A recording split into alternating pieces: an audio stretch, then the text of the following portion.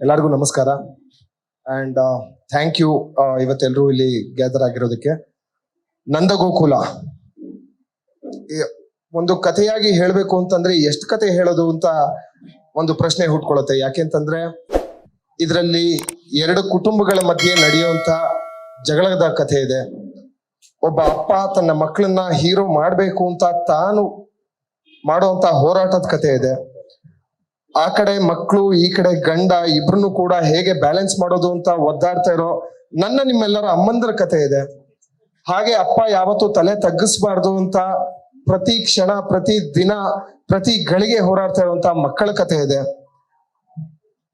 ಒಬ್ಬ ತಂಗಿಯನ್ನ ಕಳ್ಕೊಂಡು ಏನು ಮಾಡಕ್ಕಾಗದೆ ಏನೋ ಒಂದು ಮಾಡ್ಬೇಕು ಅಂತ ಪ್ರತಿ ಕ್ಷಣ ನೋವನ್ನು ಬಯಸ್ತಾ ಇರುವಂತ ಇಬ್ರು ಅಣ್ಣಂದರ ಕಥೆ ಇದೆ. ಸೊ ಬಹಳಷ್ಟು ಕಥೆಗಳನ್ನ, ಬಹಳಷ್ಟು ಭಾವನೆಗಳನ್ನ ತುಂಬಿಕೊಂಡಿರುವಂತ ಕಥೆನೇ ನಂದಗೋಕುಲದ ಕತೆ. ಹಾಗಂತ ಇದು ರೆಗ್ಯುಲರ್ ಸೀರಿಯಲ್ ಪ್ಯಾಟರ್ನ್ ಅಲ್ಲಿ ಇರುವಂತ ಒಂದು ಧಾರಾವಾಹಿ ಖಂಡಿತವಾಗ್ಲೂ ಅಲ್ಲ. ಯಾಕೆ ಅಂತಂದ್ರೆ ಪ್ರತಿ ದಿವಸ ನಮ್ಮ ಜೀವನದಲ್ಲಿ ನಡೆಯುವಂತ ಘಟನೆಗಳನ್ನ ಆಧಾರವಾಗಿ ಇಟ್ಕೊಂಡು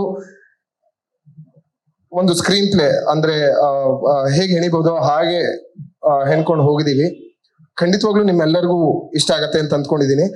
ಅಂಡ್ ನೀವೇ ನೋಡ್ತಾ ಇದ್ದೀರಾ, ಎಲ್ರು ಅಂದ್ರೆ ಪ್ರೋಮೋ ಬಂದಾಗಿಂದ ಎಲ್ರು ಹೇಳ್ತಾ ಇದಾರೆ, ಎಲ್ರು ನನಗೆ ಹೇಳ್ತಾ ಇರುವಂತ ಒಂದು ಮಾತೇನು ಅಂತಂದ್ರೆ ಕ್ಯಾಸ್ಟಿಂಗ್ ಅಂತೂ ಅದ್ಭುತವಾಗಿ ಆಗಿದೆ ಅಂತ. ಯೂಶುವಲ್ ಆಗಿ ಒಂದು ಸೀರಿಯಲ್ ಪ್ಯಾಟರ್ನ್ ಅಲ್ಲಿ ಒಂದು ಕ್ಯಾರೆಕ್ಟರ್ಗೆ ಮಿನಿಮಮ್ ಅಂದ್ರೂ ಒಂದು 25 ಜನದ ಆಡಿಷನ್ ಮಾಡಿ ಅದರಲ್ಲಿ ಒಂದು 6 ಜನ ಶಾರ್ಟ್ ಲಿಸ್ಟ್ ಮಾಡಿ ಒಬ್ರನ್ನ ಸೆಲೆಕ್ಟ್ ಮಾಡುವಂತ ಪ್ರೋಸೆಸ್ ಆಗತ್ತೆ. ಬಟ್ ಈ ಸೀರಿಯಲ್ ಅಲ್ಲಿ ಖಂಡಿತವಾಗ್ಲೂ ಆ ತರ ಆಗಿಲ್ಲ. ನನಗೆ ಎಸ್ಪೆಷಲಿ ನಂದಕುಮಾರ್, ಅರವಿಂದ್ ಸರ್, ನೀವೆಲ್ಲ ಸಾಕಷ್ಟು ಸಿನಿಮಾಗಳಲ್ಲಿ ಅವ್ರನ್ನ ನೋಡಿದೀರಾ. ಅವ್ರಿಗೆ ಈ ಪಾತ್ರ ಎಕ್ಸ್ಪ್ಲೇನ್ ಮಾಡಿದಾಗ ತುಂಬಾ ಖುಷಿಯಾಗಿ ಅವ್ರು ಒಪ್ಕೊಂಡ್ರು.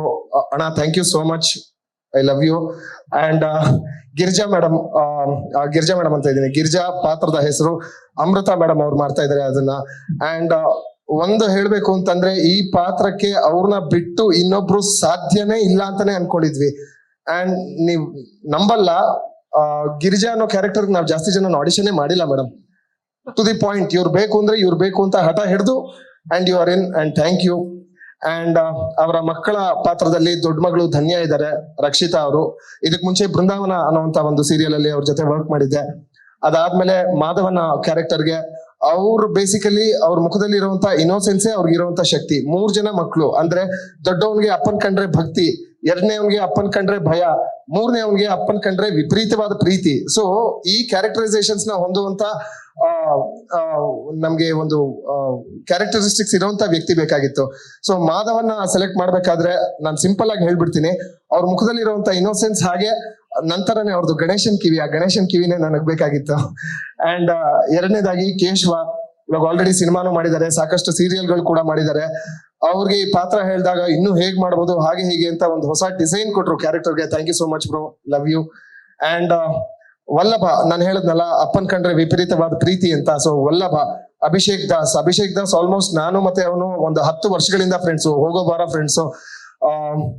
ಅವನ್ಗೆ ಈ ಪಾತ್ರದ ಬಗ್ಗೆ ನನ್ಗೆ ಒಂದು ಕ್ಲಾರಿಟಿ ಇತ್ತು. ಅಂದ್ರೆ ಈ ವಲ್ಲಭ ಅನ್ನೋ ಕ್ಯಾರೆಕ್ಟರ್ ಏನಿದೆ, ಲೈಟ್ ಆಗಿ ಒಂದು ಕೋತಿ ತರ ಆಡ್ಬೇಕು, ಅವಾಗ ಸ್ಟ್ರಿಕ್ಟ್ ಆಗಿ ತುಂಬಾ ಸೀರಿಯಸ್ ಆಗಿರ್ಬೇಕು, ಹೀರೋಯಿನ್ ಜೊತೆ ಟಾಮ್ ಅಂಡ್ ಜೆರಿ ತರ ಜಗಳ ಆಡ್ಬೇಕು.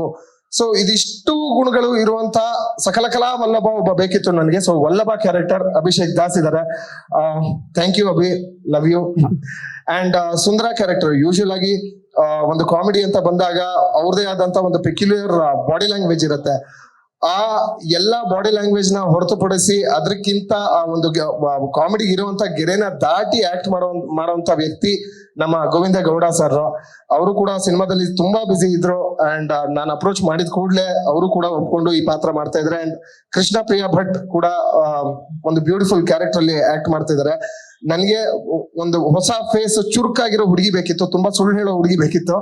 ತುಂಬಾ ಸುಳ್ಳು ಹೇಳ್ತಾಳೆ ಅವಳು, ಅದು ನ್ಯಾಚುರಲ್ ಆಗಿ ಅವಳು ಆಕ್ಟಿಂಗ್ ಮಾಡ್ದೇನೆ ಬರುತ್ತೆ. ಅದಕ್ಕೆ ಜೋಕ್ಸ್ ಅಪಾರ್ಟ್, ಅಂದ್ರೆ ತುಂಬಾ ಒಳ್ಳೆ ನಟಿ. ಅಂಡ್ ಅದು ಬಿಟ್ಟು ರವಿಚೇತನ್ ಸರ್, ಅಗೇನ್ ಅವ್ರ ಬಗ್ಗೆ ಏನು ಹೇಳೋ ಅವಶ್ಯಕತೆ ಇಲ್ಲ. ಯಾಕೆಂತಂದ್ರೆ ಸಾಕಷ್ಟು ಸಿನಿಮಾಗಳಲ್ಲಿ ದರ್ಶನ್ ಸರ್ ಜೊತೆ, ಸುದೀಪ್ ಸರ್ ಜೊತೆ ಆಕ್ಟ್ ಮಾಡಿರುವಂತ ವ್ಯಕ್ತಿ. ಇದರಲ್ಲಿ ಒಂದು ಅದ್ಭುತವಾದ ಪಾತ್ರವನ್ನ ಮಾಡ್ತಾ ಇದ್ರೆ, ತುಂಬಾನೇ ಎಮೋಷನಲ್ ಕ್ಯಾರೆಕ್ಟರ್ ನ ಮಾಡ್ತಾ ಇದ್ರೆ. ಅವರ ಸಿನಿಮಾದು ಬಿಸಿ ಸ್ಕೆಡ್ಯೂಲ್ಸ್ ಅಲ್ಲೂ ಈ ಪಾತ್ರ ಕೇಳಿ ಇಲ್ಲ ನಾನು ಖಂಡಿತವಾಗ್ಲೂ ಇದನ್ನ ಮಾಡ್ತೀನಿ ಅಂತ ಒಪ್ಕೊಂಡ್ರು. ಅಣ್ಣ thank you so much. And ನೀವು ಆಡ್ ಮಾಡ್ತಿರೋಂತ ಒಂದು ಫೇಸ್ ವ್ಯಾಲ್ಯೂ ಈ ಸೀರಿಯಲ್ಗೆ ನಾನು ನಿಜವಾಗ್ಲೂ ಅದನ್ನ ತುಂಬಿಕೊಡೋದಕ್ಕಾಗಲ್ಲ ಬೇರೆ ಯಾರಿಂದನೋ. Thank you so much. And Mandya Raghu sir 2 ವರ್ಷದಿಂದ ಅವ್ರನ್ನ ನನ್ನ ಚಾನಲ್ ಅಲ್ಲಿ ಕೆಲಸ ಮಾಡ್ಬೇಕಾದ್ರೆ ಒಬ್ಬ EP ಆಗಿದ್ದಾಗ ಅವ್ರನ್ನ ಚೇಂಜ್ ಮಾಡ್ಕೊಂಡು ಹೋಗ್ತಾ ಇದ್ದೆ. ನನ್ನ ಜೊತೆ ವರ್ಕ್ ಮಾಡ್ಬೇಕು ಅಂತ ಕೊನೆಗೆ ಅದೃಷ್ಟ ಕುಲಾಯಿಸಿ ನನ್ನ ಪ್ರೊಡಕ್ಷನ್ ಅಲ್ಲಿ ನನ್ನ ಡೈರೆಕ್ಷನ್ ಅಲ್ಲೇ ಅವ್ರು ಬಂದು ಆಕ್ಟ್ ಮಾಡ್ತಾ ಇದ್ದಾರೆ ಇವತ್ತು. So again thank you so much ಅಣ್ಣ. ಅಂಡ್ ಮಿಕ್ಕಂತೆ ನಮ್ಗೆ ಕಲಾವತಿಯಾಗಿ ಅರ್ಚನಾ ಗಾಯಕ್ವಾಡ್ ಮೇಡಮ್ ಆಕ್ಟ್ ಮಾಡ್ತಾ ಇದ್ದಾರೆ. ಇಂದಿರಾ ಒಂದು ಕೊಂಕು ಮಾತಾಡುವಂತ ಕ್ಯಾರೆಕ್ಟರ್ ಅಲ್ಲಿ ಫಸ್ಟ್ ಟೈಮ್ ನಮ್ಮ ನವ್ಯ ಮೇಡಮ್ ಆಕ್ಟ್ ಮಾಡ್ತಾ ಇದ್ದಾರೆ. ಹಾಗೆ ಒಂದು ಅಜ್ಜಿಯ ಪಾತ್ರಧಾರಿ, ಮನೆಯ ಇಷ್ಟು ಜನಕ್ಕೆ ಒಂದು ಹಿರಿಯ ಪಾತ್ರಧಾರಿಯಾಗಿ ನಮ್ಮ ಶೈಲಜಾ ಮೇಡಮ್ ಆಕ್ಟ್ ಮಾಡ್ತಾ ಇದ್ದಾರೆ. ಅಮ್ಮ ನಿಮ್ಮೆಲ್ಲರಿಗೂ thank you so much. And Amulya newcomer ಅಂತ ಅನ್ನಿಸ್ದೆ, ನೋಡೋದಕ್ಕೆ ಒಳ್ಳೆ ಬೆಣ್ಣೆ ಬಿಸ್ಕೆಟ್ ತರ ಇದ್ದಾಳೆ ಅವಳು, ಬಟ್ ಆಕ್ಟಿಂಗ್ ಅಂತೂ ಸಖತ್ ಚುರುಕಾಗಿ ಓಮ್ ಬಿಸ್ಕೆಟ್ ತರ ಮಾಡ್ತಾಳೆ. So thank you so much Ammu. And Meena again, Megha ಒಂದು ಆಲ್ಮೋಸ್ಟ್ 5-6 ವರ್ಷಗಳಿಂದ ನಾವಿಬ್ರು ಜೊತೆಗೆ ವರ್ಕ್ ಮಾಡಿದ್ವಿ. ಅಂಡ್ ಈ ಒಂದು ಪಾತ್ರಕ್ಕೆ ನೀವೇ ಮಾಡ್ಬೇಕು, ಯಾಕೆಂತಂದ್ರೆ ಬೆಣ್ಣೆಯಿಂದ ಕೂದಲು ತೆಗೆಯೋ ತರ ಒಂದು ಪಾತ್ರ ಅದು. ತುಂಬಾ ಮೆಚ್ಯೂರ್ಡ್ ಆಗೂ ಇರ್ತಾಳೆ, ಕೋತಿ ತರನು ಆಡ್ತಾಳೆ, ಕ್ಯೂಟ್ ಆಗೂ ಇರ್ತಾಳೆ, ಇನ್ನೋಸೆಂಟ್ ಆಗೂ ಇರ್ತಾಳೆ. ತುಂಬಾ ಶೇಡ್ಸ್ ಇರುವಂತ ಒಂದು ಪಾತ್ರನ ಒಬ್ಳು ಮೆಚ್ಯೂರ್ಡ್ ಹುಡುಗಿ ಹ್ಯಾಂಡಲ್ ಮಾಡ್ಬೇಕಿತ್ತು, ಸೊ ಅವ್ರು ಹ್ಯಾಂಡಲ್ ಮಾಡ್ತಾ ಇದ್ದಾರೆ. ಅಂಡ್ ಇಷ್ಟು ನನ್ನ ಆರ್ಟಿಸ್ಟ್ ಟೀಮ್. ಇದ್ರ ಜೊತೆಗೆ ಶ್ರೀಕಂಠ ಅವರು ಇದ್ದಾರೆ, ಚಂದ್ರಮೋಹನ್ ಅಂತ, ತುಂಬಾನೇ young and fresh talent. I love you ಚಿನ್ನ, thank you so much for being a part of this team. ಅದರ ಹೊರತಾಗಿ ಇನ್ನೊಂದು ಮಗು ಇದೆ ಇಲ್ಲಿ, ಇನ್ನೊಂದು ಹುಡುಗಿ ಇದೆ, ತಂಗಿಯ ಪಾತ್ರವನ್ನ ಮಾಡ್ತಾ ಇದ್ದಾಳೆ, ಭೂಮಿ ಅಂತ. ಅಂಡ್ ಅವಳು ನಿರ್ವಹಿಸ್ತಾ ಇರುವಂತ ಪಾತ್ರ ಜ್ಯೋತಿ ಅಂತ, ಯಾವಾಗ್ಲೂ ಹೊಟ್ಟೆ ಉರ್ಕೊಂಡೇ ಇರ್ತಾಳೆ. ಸೊ ಇದು ನಮ್ಮ ಆರ್ಟಿಸ್ಟ್ ಟೀಮ್ಗೆ ಬಂದ್ರೆ, ಇದು ನಮ್ಮ ಆರ್ಟಿಸ್ಟ್ ಟೀಮ್. ಸೊ ಇದರ ಹೊರತಾಗಿ ನಂದಗೋಕುಲ ಅನ್ನುವಂತ ಒಂದು ಪ್ರಾಜೆಕ್ಟ್, ಸಾರಿ ಇನ್ನು 2 ನಿಮಿಷ ಮಾತಾಡ್ಬಿಡ್ತೀನಿ ಅಷ್ಟೇ. ನಂದಗೋಕುಲ ಅನ್ನುವಂತ ಒಂದು ಪ್ರಾಜೆಕ್ಟ್ ತುಂಬಾನೇ ದೊಡ್ಡ ಕನ್ಸುಗಳನ್ನ ಇಟ್ಕೊಂಡು ಸ್ಟಾರ್ಟ್ ಆದಂತ ಪ್ರಾಜೆಕ್ಟ್ ಇದು. ಬೇಸಿಕಲಿ ಕಲರ್ಸ್ ಕನ್ನಡಕ್ಕೆ ನಾನು ಥ್ಯಾಂಕ್ಸ್ ಹೇಳಲೇಬೇಕು, ಯಾಕೆಂತಂದ್ರೆ ಯಾರು ನನ್ನನ್ನ ನಂಬದೇ ಇರುವಂತ ಒಂದು ಸ್ಥಿತಿಯಲ್ಲಿ ನಾನು ಇದ್ದಾಗ ನಮ್ಮ ಚಾನೆಲ್ ನ ಫಿಕ್ಷನ್ ಹೆಡ್ JD ಸರ್ ಅವ್ರು ಇವತ್ತು ಬರಕ್ ಆಗ್ಲಿಲ್ಲ. JD ಸರ್ ನನಗೆ ಈ ಒಂದು ಅವಕಾಶ ಕೊಟ್ಟು ನಿನ್ ಕೈಲಿ ಆಗತ್ತೆ ಮಾಡು ಅಂತ ಹೇಳಿ ಈ ಒಂದು ಅವಕಾಶನ ನಾನು ಕೊಟ್ಟಿದ್ದಾರೆ. JD sir thank you so much. ಇದನ್ನ ಎಷ್ಟರ ಮಟ್ಟಿಗೆ ಬೆಸ್ಟ್ ಆಗಿ ಮಾಡ್ಬೋದೋ ಖಂಡಿತವಾಗ್ಲೂ ಮಾಡ್ತೀನಿ, ಒಬ್ಬ ಡೈರೆಕ್ಟರ್ ಆಗಿ, ಒಬ್ಬ ಪ್ರೊಡ್ಯೂಸರ್ ಆಗಿ. ಅಂಡ್ ಇದು ಆಲ್ಮೋಸ್ಟ್ ನನ್ನ ಒಂದು 10 ವರ್ಷದ ಕನಸು. ಒಂದು ಪ್ರೊಡಕ್ಷನ್ ಮಾಡ್ಬೇಕು ಅನ್ನೋದು ಒಂದು 9 ರಿಂದ 10 ವರ್ಷದ ಕನಸು. ನನ್ನ ಕನಸಿಗೆ ಮೊದಲನೇದಾಗಿ ನನಗೆ ಸಾಥ್ ಕೊಟ್ಟಿದ್ದು ನಮ್ಮ ಪ್ರೊಡ್ಯೂಸರ್ ಮಾದೇವ್ ಸರ್. ಅವ್ರು ನನ್ನ ಜೊತೆಗೆ ಎಡಿಟರ್ ಆಗಿದ್ರು. ಅಂಡ್ ಈ ಒಂದು ಚಪ್ಪಾಳೆಯಿಂದನೇ ಗೊತ್ತಾಗತ್ತೆ ಅಂದ್ರೆ ಎಲ್ಲರ ಮನಸ್ಸನ್ನ ಗೆದ್ದಿರುವಂತ ವ್ಯಕ್ತಿ ಅವರು.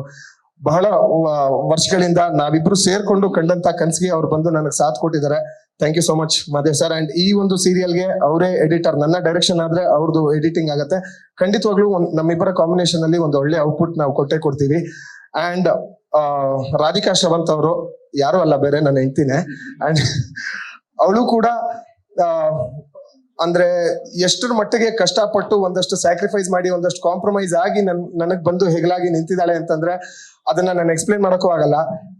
ಜಾಸ್ತಿ ಮಾತಾಡಿದ್ರೆ ಹೆಂಡ್ತಿನ ಜಾಸ್ತಿ ಸಪೋರ್ಟ್ ಮಾಡ್ತಾ ಇದ್ದಾನೆ ಇವನು, ಹೊಗಳ್ತಾ ಇದ್ದಾನೆ ಇವನು ಅಂತ ಆಗತ್ತೆ. So end of the day Radhu, thank you so much for being a part of your husband's journey. Thank you ಮಾ.